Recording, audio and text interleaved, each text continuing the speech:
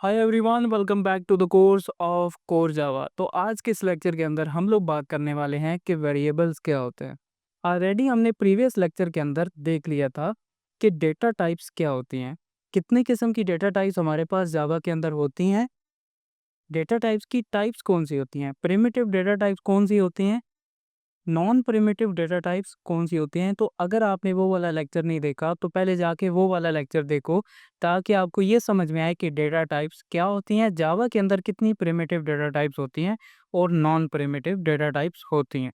तो आज का जो हमारा टॉपिक है वो है वेरिएबल।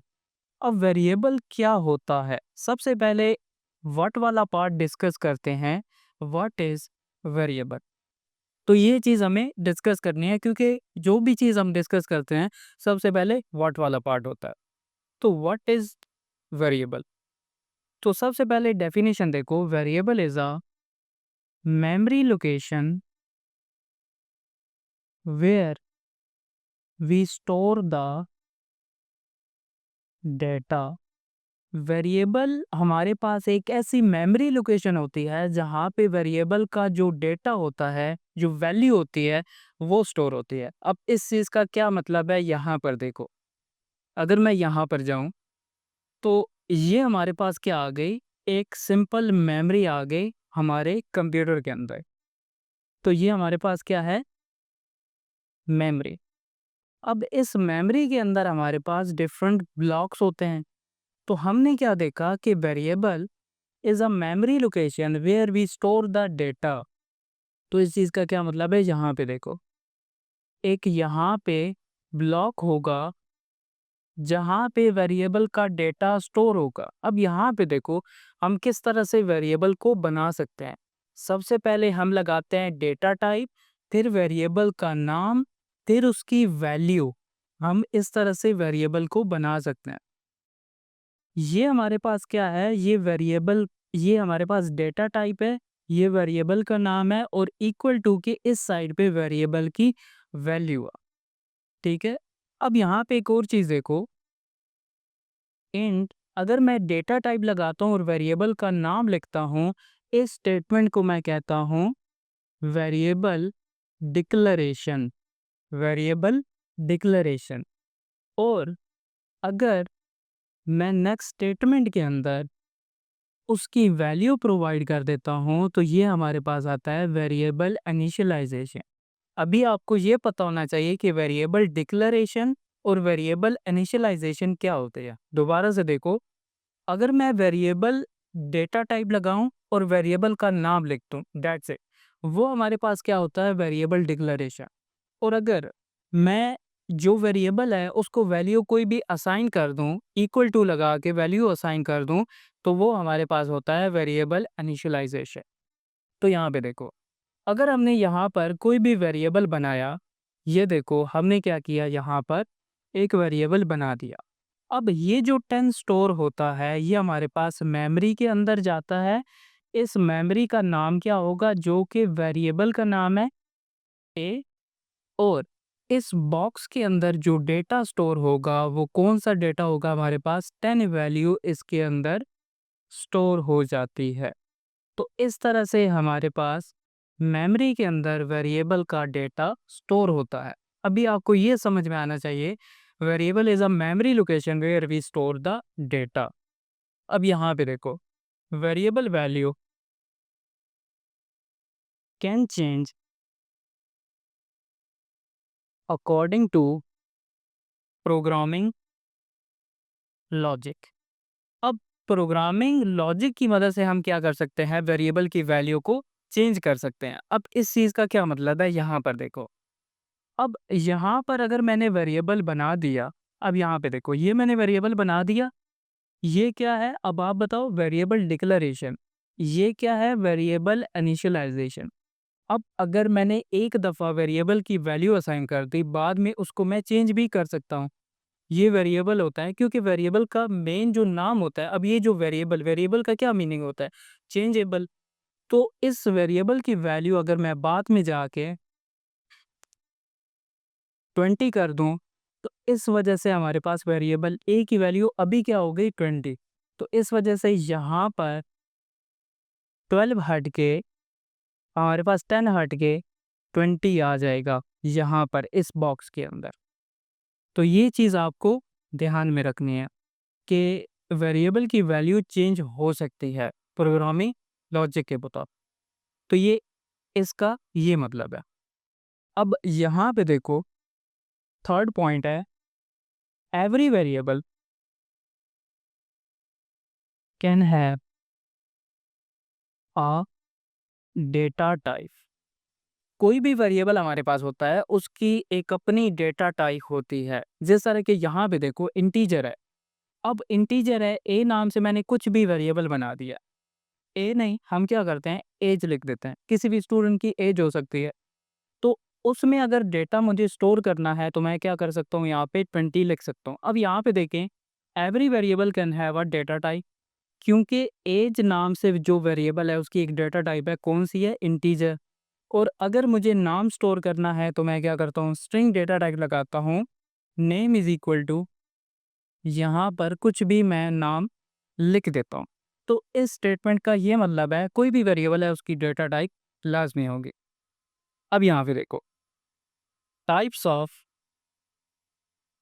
वेरिएबल्स इन जावा। तो जावा के अंदर वेरिएबल की कितनी टाइप्स होती हैं, 3 टाइप्स होती हैं, ये ध्यान में रखना। सबसे पहले हमारे पास होते हैं लोकल वेरिएबल्स, फिर हमारे पास होते हैं इंस्टेंस वेरिएबल, फिर हमारे पास थर्ड जो लास्ट होते हैं वो होते हैं स्टैटिक वेरिएबल्स।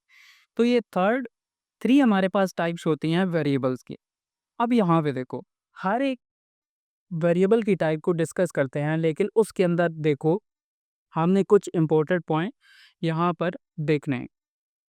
यहाँ पर देखो, लोकल वेरिएबल, अगर हम लोकल वेरिएबल डिस्कस करेंगे या इंस्टेंस वेरिएबल या फिर स्टैटिक वेरिएबल, उसके अंदर हमने ये सारे के सारे पॉइंट्स देखने हैं। अब यहाँ पर देखो, अगर मेरे पास ये लोकल वेरिएबल है तो लोकल वेरिएबल कौन से होते हैं, यहाँ पर देखो लोकल वेरिएबल। तो लोकल वेरिएबल वो होते हैं, a local variable always declare with in the method और कंस्ट्रक्टर और ब्लॉक। तो लोकल वेरिएबल हमारे पास कौन से होते हैं, जो किसी मेथड, जो किसी कंस्ट्रक्टर या फिर ब्लॉक के अंदर बनाए जाते हैं। तो ये हमारे पास हो जाता है, ये सारे के सारे पॉइंट हम इसके अंदर डिस्कस करने वाले हैं। तो डिक्लेरेशन इसकी कहाँ पर होती है, वो हमारे पास मेथड के अंदर होती है, कंस्ट्रक्टर के अंदर होती है, और हमारे पास इसकी ब्लॉक के अंदर डिक्लेरेशन हो सकती है। अब यहाँ पे देखो, न्यू फाइल हम बनाते हैं टेस्ट डॉट जावा के नाम से। अब यहाँ पे देखो, क्लास टेस्ट, ये ऑलरेडी हमने डिस्कस कर लिया था कि हम जावा के अंदर ये किस तरह से हम क्लास बनाते हैं और मेन मेथड बनाते हैं। और हमारे पास क्या होता है, एक मेन मेथड होता है, पब्लिक स्टैटिक वॉइड मेन, और यहाँ पर हम क्या करते हैं, स्ट्रिंग आर्ग्यूमेंट ये पास करते हैं। और ये क्या आ गया, मेथड की बॉडी आ गई। ठीक है, ये चीज़ हो गई। अब अगर यहाँ पर मैं एक मेथड बनाता हूँ पब्लिक वॉइड शो के नेम से, अब मेथड हम किस तरह से बना सकते हैं, क्लासेस किस तरह से बनाते हैं, ये आगे जाके हम देखने वाले हैं। लेकिन आज जो टॉपिक है वेरिएबल का, वो ध्यान से समझो। उस स्टेटमेंट का ये मतलब था जो हमने यहाँ पर देखी, यहाँ पर, कि वेरिएबल को हम कहाँ पर बना सकते हैं। तो वेरिएबल को हम मेथड के अंदर, कंस्ट्रक्टर के अंदर, ब्लॉक के अंदर बना सकते हैं, जो कि वेरिएबल लोकल वेरिएबल्स होते हैं। अब यहाँ पे देखो, अगर हम यहाँ पर इंट ए के नाम से एक वेरिएबल बनाते हैं, तो ये हमारे पास क्या होता है, ये एक लोकल वेरिएबल होता है। ठीक है, इतनी बात आपको समझ में आनी चाहिए कि लोकल वेरिएबल हम कहाँ पे बनाते हैं, किसी भी मेथड के अंदर, कंस्ट्रक्टर के अंदर या फिर ब्लॉक के अंदर। सेकंड चीज़ जो हमारे पास आती है, स्कोप। इनका स्कोप कहाँ पर होता है? इनका स्कोप एक मेथड के अंदर ही होता है। ये जो मेथड हमने बनाया है, इनका स्कोप यहाँ पर भी होगा। स्कोप का क्या मतलब है? इनको हम कहाँ पर एक्सेस कर सकते हैं? एक्सेस का क्या मतलब है? अगर मैं यहाँ पर system dot out dot println लगाता हूँ और अगर मैं यहाँ पर लिखता हूँ तो ये मेरे पास वैल्यू आ जाएगी, क्योंकि इसका जो स्कोप है वो मेथड पे है और ये मैं कहाँ पर एक्सेस कर रहा हूँ, मेथड के अंदर। और अगर मैं यहाँ पर जाकर यही स्टेटमेंट लिख देता हूँ system dot out dot println, तो यहाँ पर हमारे पास एरर आएगा। एरर कौन सा होगा? Variable might not be declare. तो ये स्कोप की बात होती है। तो इसका जो लोकल वेरिएबल्स होते हैं उनका स्कोप कहाँ पे होता है? किसी भी मेथड के अंदर, कंस्ट्रक्टर के अंदर या फिर ब्लॉक के अंदर। सेकंड चीज़ हमारे पास आती है, ये मेमोरी कब एलोकेट करते हैं? ये जो लोकल्स वेरिएबल्स होते हैं, ये मेमोरी उस टाइम पे एलोकेट करते हैं जब भी मेथड हमारे पास स्टैक एरिया के अंदर जाता है। अब यहाँ पे देखो,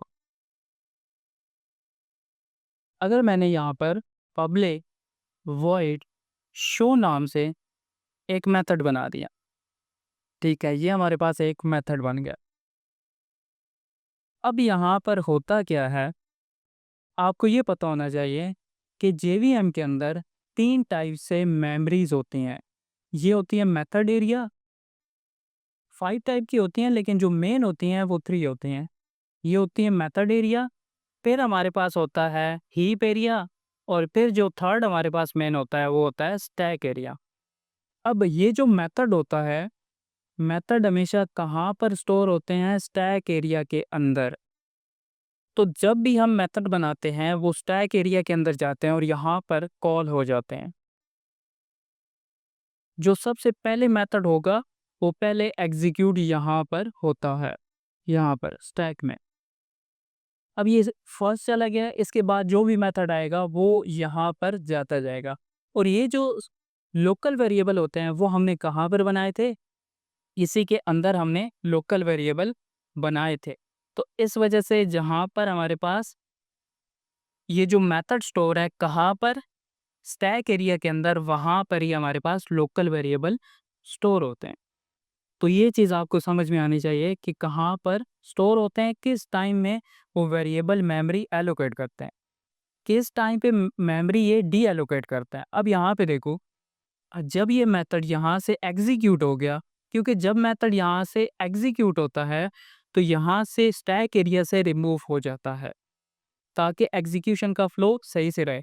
तो यहाँ से जब रिमूव होता है तो वेरिएबल भी वो डिस्ट्रॉय हो जाते हैं। अब स्टोर मेमोरी एरिया, ये कहाँ पर स्टोर होते हैं?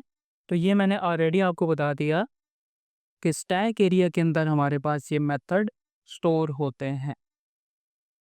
अब यहाँ पे देखो डिफ़ॉल्ट वैल्यू, लोकल वेरिएबल की ध्यान से समझो, लोकल वेरिएबल की डिफ़ॉल्ट वैल्यू नहीं होती।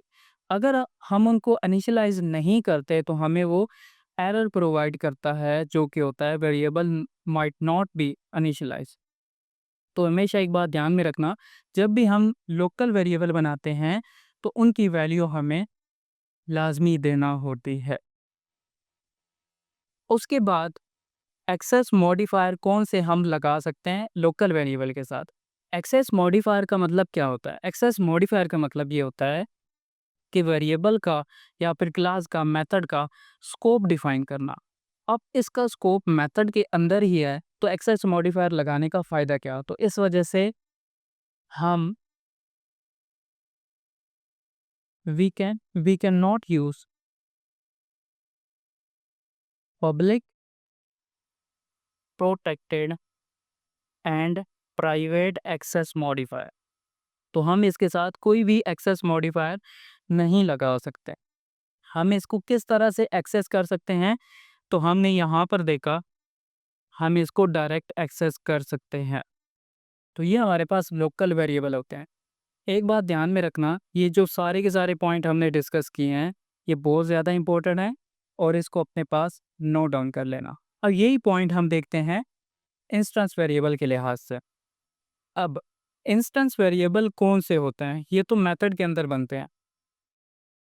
Instance variable that are declare inside class.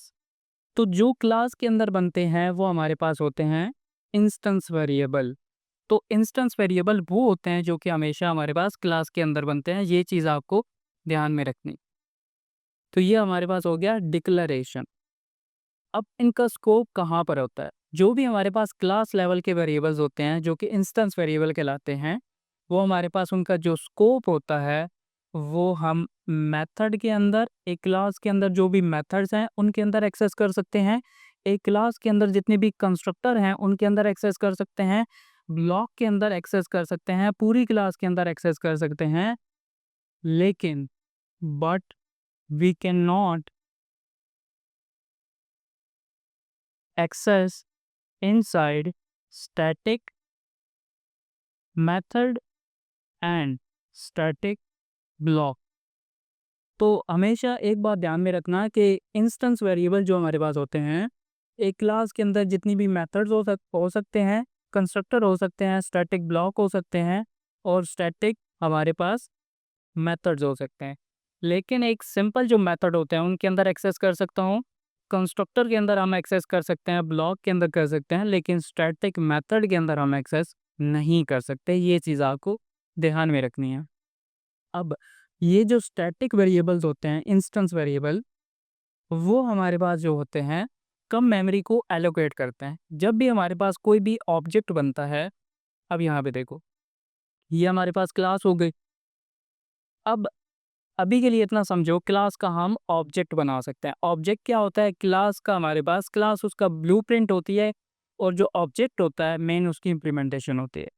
T is equal to new test के नाम से जब हमने ये ऑब्जेक्ट बनाया, तो जब ये ऑब्जेक्ट बनता है तब ये इंस्टेंस वेरिएबल जितने भी होते हैं इस क्लास लेवल पे यहाँ पर जो बनाते हैं, int age is equal to 10, तो ये हमारे पास इंस्टेंस वेरिएबल हो जाता है। ये यहाँ पे मेंशन कर लो, इंस्टेंस वेरिएबल। और ये हमारे पास कौन से हैं? Locals variable. तो जब हमारे पास ऑब्जेक्ट बनता है उस टाइम पे हमारे पास ये मेमोरी को एलोकेट कर लेता है। उसके बाद यहाँ पे देखो, कब ये मेमोरी को डी एलोकेट करते हैं? जब भी हमारे पास ऑब्जेक्ट यहाँ पर ख़त्म होता है तो तब ये मेमोरी को क्या करता है? डी एलोकेशन इनकी हो जाती है। ये कहाँ पर स्टोर होते हैं? ये स्टोर होते हैं जी हीप एरिया के अंदर। मैंने आपको बताया था कि जेवीएम के अंदर 5 टाइप के मेमोरी एरियाज होते हैं, लेकिन जो मेन होते हैं वो 3 होते हैं, मेथड एरिया, हीप एरिया और स्टैक एरिया। और जो हमारे पास इंस्टेंस वेरिएबल होते हैं, इनके ऑब्जेक्ट हो गए और जो इंस्टेंस वेरिएबल हो गए वो हमारे पास हीप एरिया के अंदर स्टोर होता है। डिफ़ॉल्ट वैल्यू, इनकी जो डिफ़ॉल्ट वैल्यू होती है, अगर मेरे पास इंटीजर है तो उसकी डिफ़ॉल्ट वैल्यू क्या होगी? 0। अगर मेरे पास फ्लोट है तो उसकी वैल्यू होगी 0.0 और अगर मेरे पास है बूलियन तो उसकी डिफ़ॉल्ट वैल्यू होगी फॉल्स। तो इसी तरह हमारे पास जितनी भी प्रिमिटिव डेटा टाइप्स हैं उनकी डिफ़ॉल्ट वैल्यू इसके अंदर इंस्टेंस वेरिएबल के अंदर खुद से प्रोवाइड कर दी जाती। एक्सेस मॉडिफायर हम कौन से लगा सकते हैं? हम यहाँ पर लगा सकते हैं, पब्लिक भी लगा सकते हैं, प्रोटेक्टेड भी लगा सकते हैं एंड प्राइवेट भी एक्सेस मॉडिफायर लगा सकते हैं। How to access local variable? हम डायरेक्ट भी एक्सेस कर सकते हैं, ऑब्जेक्ट से भी एक्सेस कर सकते हैं। अब यहाँ पे देखो डायरेक्ट किस तरह से एक्सेस कर सकते हैं। यहाँ पे देखो, अगर मैं इसके अंदर इंस्टेंस वेरिएबल को एक्सेस करना चाहता हूँ तो मैं सबसे पहले यहाँ पे क्या करूँगा? System dot out dot println और यहाँ पर मैं ए वेरिएबल लगा दूंगा। एक तो वे ये होता है। दूसरा वे हमारे पास जो होता है, test is equal to new test के नाम से हमने क्या करना है? ऑब्जेक्ट बनाना है। तो ये हमारे पास क्या है? एक ऑब्जेक्ट बन गया। तो हम क्या कर सकते हैं? टी डॉट ए एज हम यहाँ पर लगा सकते हैं। और यहाँ पर एज होगा, ए तो लोकल वेरिएबल है, एज हमारे पास इंस्टेंस वेरिएबल है। तो इस तरह से ये सेकंड वे हो गया और ये फर्स्ट वे हो गया। ये क्या हो गया, बाय यूजिंग ऑब्जेक्ट नेम, और ये डायरेक्टली हम एक्सेस जिस तरह से कर सकते हैं। तो ये हमारे पास होता है local variable, instance variable and हमारे पास स्टैटिक वेरिएबल जो हमारे पास होते हैं, वो क्या होते हैं। तो अभी स्टैटिक वेरिएबल देखते हैं कि वो क्या होते हैं हमारे पास। स्टैटिक वेरिएबल और static variable always declared inside a class with the keyword of static। तो स्टैटिक जो हमारे पास वेरिएबल्स होते हैं वो भी क्लास के अंदर बनाए जाते हैं, लेकिन उनके साथ एक स्पेशल कीवर्ड लगता है जो कि होता है हमारे पास स्टैटिक। तो ये चीज़ आपको ध्यान में रखनी है। अब स्टैटिक वेरिएबल को हम कहाँ पर एक्सेस कर सकते हैं? मेथड के अंदर भी कर सकते हैं, कंस्ट्रक्टर के अंदर भी कर सकते हैं, ब्लॉक के अंदर भी कर सकते हैं और स्टैटिक मेंबर के अंदर भी एक्सेस कर सकते हैं, जो कि हमारे पास इंस्टेंस वेरिएबल एक्सेस नहीं हो सकता था। अब ये स्टैटिक मेथड के अंदर भी एक्सेस हो सकता है, ब्लॉक के अंदर भी एक्सेस हो सकता है। अब ये जो हमारे पास होते हैं, कहाँ पर मेमोरी किस टाइम पे हमारे पास मेमोरी को एलोकेट करता है। अब यहाँ पे देखो, हमने क्या डिस्कस किया था? हमने डिस्कस ये किया था कि एक हमारे पास टेस्ट डॉट जावा के नाम से हमने कोई भी प्रोग्राम लिखा। जब प्रोग्राम को कंपाइल करते हैं, यहाँ पर एक डॉट क्लास फाइल जनरेट होती है। डॉट क्लास फाइल जनरेट होती है जिसके अंदर हमारे पास बाइट कोड होता है। अब हमने ये देखा था कि जेवीएम होता है, उसके अंदर हमारे पास क्लास लोडर्स होते हैं जो कि काम क्या करते हैं, ये जो क्लास है यहाँ पर लोड होती है। अब जिस टाइम पे ये क्लास लोड होती है उसी टाइम के अंदर स्टैटिक मेंबर्स मेमोरी को एलोकेट कर देते हैं। दोबारा से देखो, हमारे पास एक टेस्ट क्लास है, वो जब कंपाइल होती है तो डॉट क्लास फाइल बनती है। अब ये जो डॉट क्लास फाइल होती है ये क्लास लोडर के पास जाती है जो कि जेवीएम के अंदर प्रेजेंट होता है। क्लास लोडर क्या करता है, इसको चेक करता है। तो उस टाइम पे जब वो चेक करता है, जब ये क्लास लोड होती है उसी टाइम के अंदर स्टैटिक मेंबर जो हमारे पास होते हैं मेमोरी को एलोकेट कर लेते हैं। ठीक है। और डी एलोकेशन उसी के वर्ड्स होती है हमारे पास जेवीएम के अकॉर्डिंग। और स्टोर एरिया इनका कौन सा होता है? तो स्टोर एरिया जो हमारे पास इसका होता है वो होता है जी मेथड एरिया। तो स्टैटिक मेंबर जितने भी होते हैं वो मेथड एरिया के अंदर स्टोर होते हैं। और अगर डिफ़ॉल्ट वैल्यू की बात करें तो इसमें भी इनकी डिफ़ॉल्ट वैल्यू प्रोवाइड की जाती है। अगर हम वेरिएबल की कोई भी वैल्यू प्रोवाइड नहीं करते, तो अगर इंटीजर है तो 0 लग जाएगा, अगर फ्लोट है 0.0, तो इसी तरह प्रिमिटिव वैल्यू की जी डिफ़ॉल्ट वैल्यू होती है, उसके अकॉर्डिंग यहाँ पर वैल्यू लग जाती है। उसके अलावा जो एक्सेस मॉडिफायर होते हैं, वो कौन से लगा सकते हैं? पब्लिक भी लगा सकते हैं, प्रोटेक्टेड भी लगा सकते हैं, प्राइवेट भी लगा सकते हैं। और किस तरह से एक्सेस कर सकते हैं? हम इसको डायरेक्ट भी एक्सेस कर सकते हैं। सेकंड वे जो हमारे पास होता है by using object name and third हमारे पास होता है बाय यूजिंग क्लास नेम। अब बाय यूजिंग क्लास नेम का क्या मतलब है? यहाँ पर देखो, डायरेक्ट हमने देख लिया था इंस्टेंस वेरिएबल जब हम पढ़ रहे थे। उसके अलावा हमने जो ऑब्जेक्ट बनाया था उसकी मदद से किस तरह से एक्सेस कर सकते हैं वो भी देख लिया था। ये इस तरह से ऑब्जेक्ट नेम से। और ये जो क्लास का नाम होता है ये हम, इसका क्या मतलब है? यहाँ पर देखो, स्टैटिक वेरिएबल यहाँ पे मैं बनाता हूँ, स्टैटिक का कीवर्ड लगा दिया। उसके बाद मैंने क्या किया, स्ट्रिंग नेम यहाँ पर मैंने प्रोवाइड कर दिया। कुछ भी नेम यहाँ पर हो सकता है। अब ये स्टैटिक वेरिएबल है। स्टैटिक वेरिएबल हमने देखा क्लास के नाम से भी एक्सेस हो सकता है। तो हमने क्या करना है, क्लास का नाम डॉट यहाँ पर नेम अगर मैं यहाँ पर लिखता हूँ तो ये इससे भी एक्सेस हो जाएगा। तो आपने क्या करना है, system dot out dot println, और इसके अंदर ये जो नाम है ये प्रिंट करके चेक कर लेना है। इससे क्या होगा, जो भी नाम होगा वो एक्सेस हो जाएगा।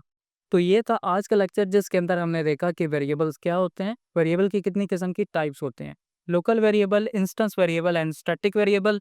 और उसके अंदर हमने ये इंपॉर्टेंट पॉइंट देखे जो कि बहुत ज़्यादा इंपॉर्टेंट है इंटरव्यू के लिहाज से।